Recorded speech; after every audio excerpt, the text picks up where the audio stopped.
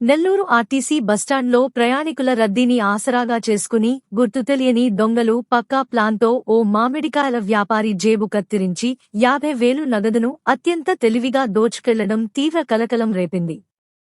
పెనమలూరు మండలం సిరివరం గ్రామానికి చెందిన సదరు వ్యాపారి వ్యాపార నిమిత్తం విజయవాడ వెళ్లి వస్తూ నెల్లూరు నుంచి రాజంపేట వెళ్లేందుకు మధ్యాహ్నం 3:30 గంటల ప్రాంతంలో బస్సు ఎక్కుతుండగా ఈ ఘటన చోటు చేసుకుంది. బస్సు ఎక్కే క్రమంలో జరిగిన తోపులాటను అనుకూలంగా మార్చుకున్న దొంగలు ఆయన జేబు కత్తిరించగా సీటు దగ్గరకు వెళ్లిన తర్వాత నగదు పోయిందని గుర్తించిన బాధితుడు తీవ్ర షాక్కు గురయ్యాడు.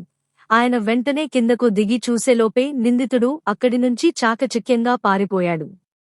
నెల్లూరు బస్టాండ్లో ఇటీవల అంతర్రాష్ట్ర ముఠాల కదలికలు పెరిగాయని స్థానికులు తీవ్ర ఆందోళన వ్యక్తం చేస్తుండగా ప్రయాణికులు బస్సులు ఎక్కేటప్పుడు, దిగేటప్పుడు తమ జేబులు, బ్యాగుల పట్ల అత్యంత అప్రమత్తంగా ఉండాలని, ఎక్కువ నగదును ఒకే చోట కాకుండా వేరువేరుగా భద్రపరుచుకోవాలని, అలాగే ఎవరైనా అనుమానాస్పద వ్యక్తులు కనిపిస్తే వెంటనే పోలీసులను సంప్రదించాలని అధికారులు ప్రయాణికులకు సూచిస్తున్నారు.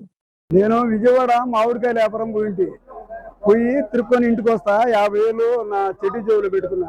ఇక్కడ వల్ల ఉండింది. బస్సు ఎక్కేటప్పుడు 2 నిమిషాల్లోనే బస్సు ఎక్కేటప్పుడు కొట్టాడు. ఎమిటే దిగి చూస్తే వాడు ఎట్టపోయినాడు, పారిపోయినాడు. సిరివరం సార్. నేను మాది పెనమలూరు మండలం సిరివర గ్రామం. నేను 20 ఏళ్ళ నుంచి నూజివేడి దగ్గర మామిడికాయల వ్యాపారం చేసి తిరిగి రావడంలో రాత్రి బస్సు తప్పిపోయింది. పొద్దున్నే బస్సుకు వచ్చి దిగిన 2:30 దిగిన 2:30 నుంచి బస్సు లేదు. ఈ 3:30 వచ్చే బస్సుకి ఎక్కేటప్పుడు కొట్టేసినారు. 50,000 అన్ని 500.